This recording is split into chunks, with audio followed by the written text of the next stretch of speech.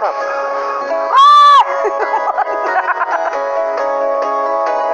Some of the housemates sort of got uncomfortable or weirded out by what they were doing. I don't think they're used to seeing two drunk people being that close with each other. There's the time that they are not controlled. Yeah.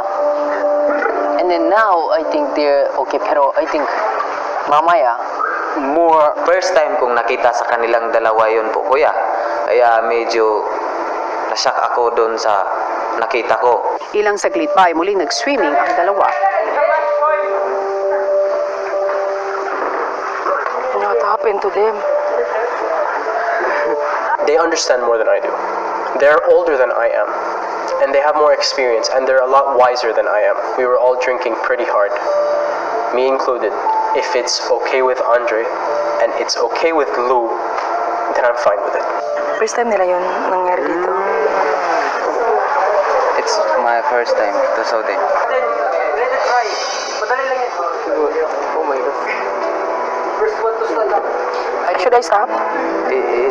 Should I? Should stop them. I want also, but I don't like. Ayokong maging masama sa kanilang dalawa kasi they adult already. They have own decision. But if it's over, I want. Now, Not now, later. yeah, diba? Kailangan ko silang pigilan kasi ayokong hayaan lang silang ganun.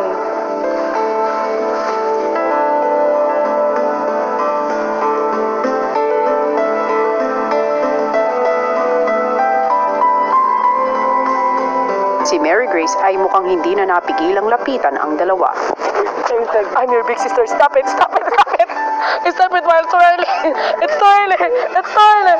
Sina Lou at Andre pumasok na sa loob ng bahay habang ang ibang housemates ay muling pinag-uusapan ang dalawa. Everyone same opinion. I want to ask, everyone feel weird, diba? Yeah. Kasi alam ko, hindi tama. Is there relationship? No. In relationship? No pa. Hindi pa kasi. Why they don't that? That's, kaya Okay. na out of control nga sila. Kami ni Fumia, ni Ate Grace, kami yung naka-observe na medyo nagiging touching na sa isa't isa. Sa iba siguro okay lang, pero sa akin talaga kuya, hindi po talaga ako komportable na makita yung silang ganun. Kahit sabihin natin mag-girlfriend, boyfriend sila, pero this is not the right place. The right place. Yeah.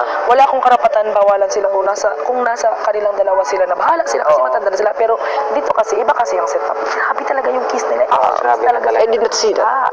Siyempre kuya, nung nakita ko sila ng ganun, ako minsan sa sarili ko, parang ako yung nahiya na tingnan silang ganun, na wala akong ginawa kuya. Kasi alam ko naman na parang ako nga yung ate nila, na overflow yung pagiging emosyon nila kuya, na nakalimutan na nila yung mga ginagawa nila. It's not bawal, pero we are... It's rude. Yeah, it's rude. Because we are in family.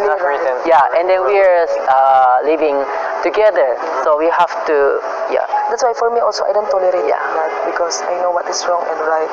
Although they are adult, but this is not the right place. Yeah, they can't control Too much. too much. For you, do you? It's weird, you know. Would you do that? Oh, no.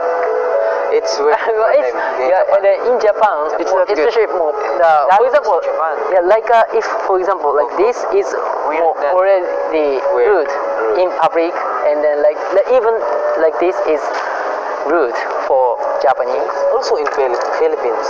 Yeah, that's why. At first I confused.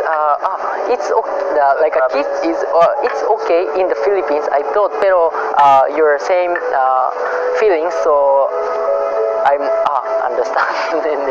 Honestly, gulat ako.